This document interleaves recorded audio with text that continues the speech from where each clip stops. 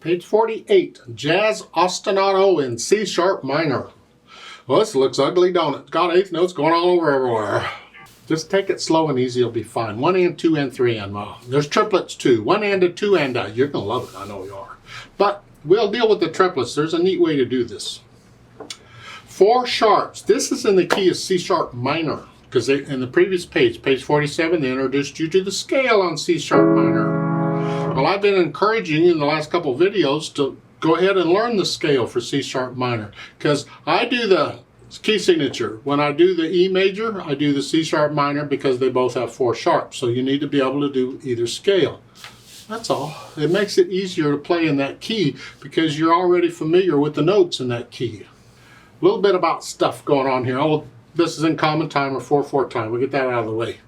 This left hand. The ostinato is simply a repeating constant pattern of anything.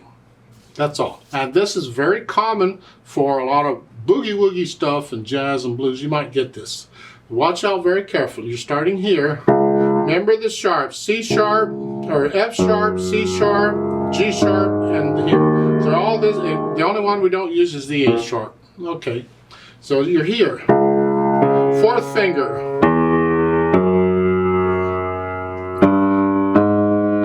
G sharp.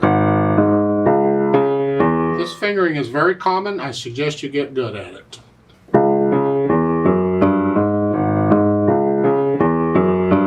don't have to go that fast at first. Go real slow.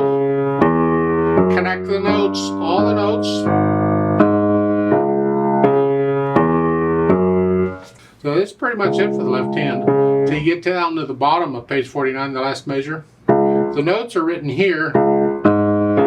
The AVA underneath the staff means go down an octave. Remember the AVA, if it's above the staff you go up, if it's below the staff you go down. So it's here, just go down. If you have a short keyboard, you don't have the notes, just play the lowest notes you have. The lowest G sharp and the lowest C sharps. That's all, that's fine. And it's only the left hand, the right hand isn't going anywhere. Speaking of right hand, second line when it comes in, 1, and then you have bass clef down here. That's fine. The next line, way up here. Then bass clef again. It's a good thing the left hand isn't moving around because the right hand is busy. 3rd or 4th line down, last measure, treble clef. They're saying here 4, 3, 2. So we can play it all connected. Good. And then bass clef, same thing. 1 and a 2. So let's do that slowly. This is the last 2 measures on page 48.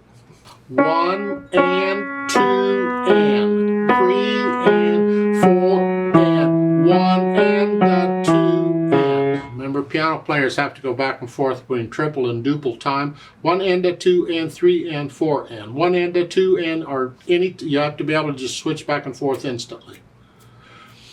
Right now it's a struggle. A little later I'll show you how we can do this a little easier. But right now it's important you get this. That's it. The top of page 45, you're way up here. It's treble clef again.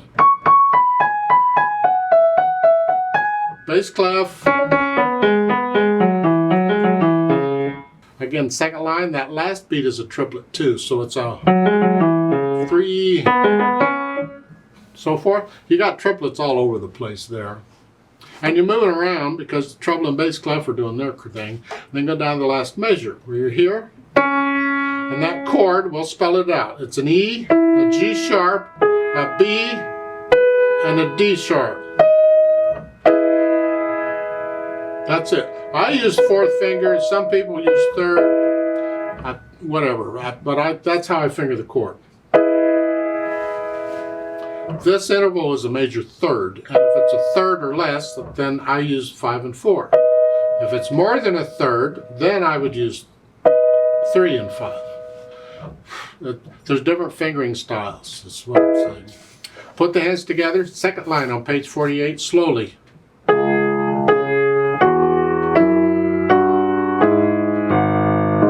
Just take your time with this. And if you're hesitating someplace, get rid of the hesitation. means you go over that spot a few times until you get rid of the hesitation, because these eighth notes need to be even. So go through the whole thing very slowly and put the hands together. Now on the triplets, do the best you can with this for now. It's like at the last measure on page 48 where you have triplet here, but not here. They're telling you to play the first note with the first and that here together. There's a reason for that, but I would prefer you learn to play separately if you can, which means that note, that C, it comes in between those notes. Technically, that's where it is. It'd be nice if you could learn to do this, because it's really important. You get this kind of thing in piano a lot where you need to do that. In this piece, you don't need to do that. You could do play them together. I'm just encouraging you to learn this other way because it'll come in handy. It's easy to do it the way they're telling you to. That's easy. I'm challenging you. Make it hard. To keep these eighth notes even. So go through and put the hands together. Articulation wise, there's a few staccatos here and there in the right hand, like in the second line, or third line, second measure, page 48, up here. Here, you don't have to accent it because we push off. Don't accent.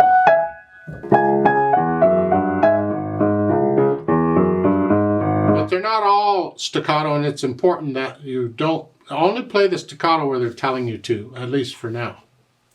Otherwise, you pretty much connect everything except for the rest. Then the last measure on page 49, you're here. I have a problem with what they want you to do. They want you to roll all those notes one at a time.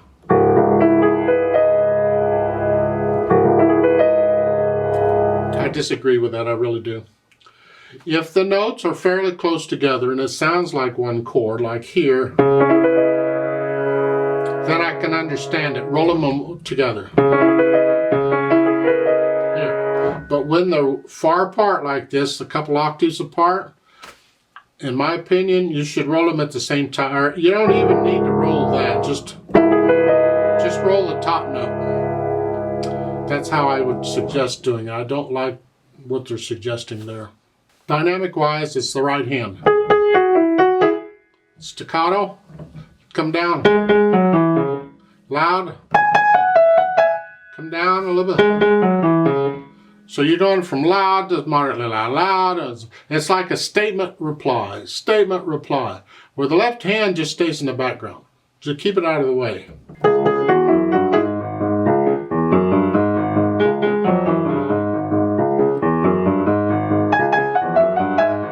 Like so. You don't have to go that fast. The point is that it's a statement reply until you get to page 49 where the triplets come in, second line, here.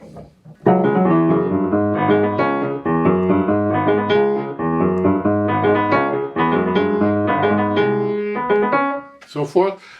You don't have to stay that same level at moderately loud. Get to know it well enough that you can get into the music and start feeling it, and then you'll feel the dynamics.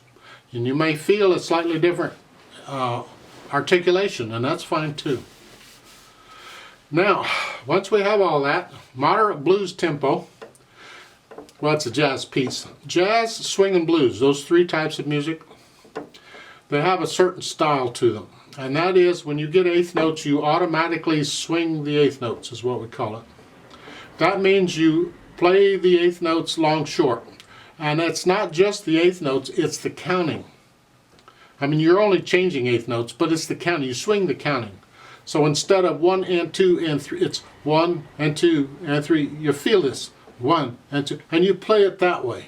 1 and 2 and 3 and 4.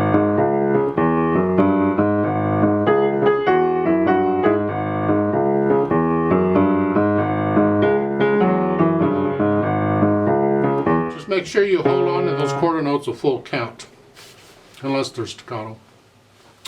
Now, this helps on the triplets, because now the first one and the last one do come together.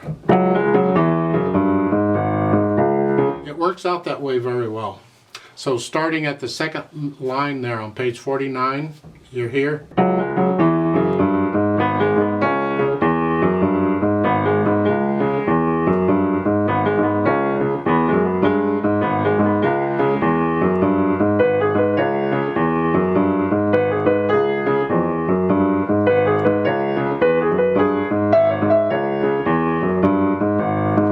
works out very well. Ba, ba, ba, ba, ba.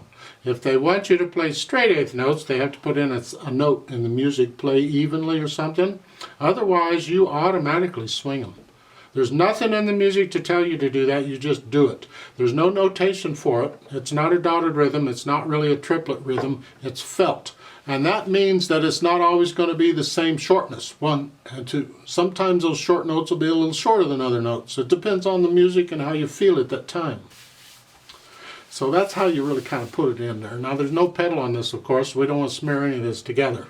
There is a repeat sign there. You see the reverse repeat sign there at the beginning of the second line. That means there's a repeat sign somewhere else, got to be.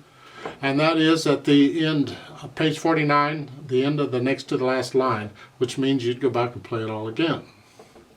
Speed-wise, well, when you swing an eighth note, you can't go too fast because that makes the short note too short. That doesn't swing. It's got to swing. It's got.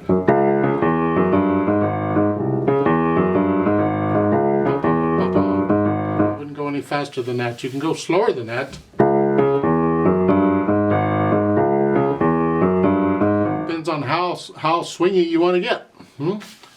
Try different speeds and see what you think, but learn it correctly first.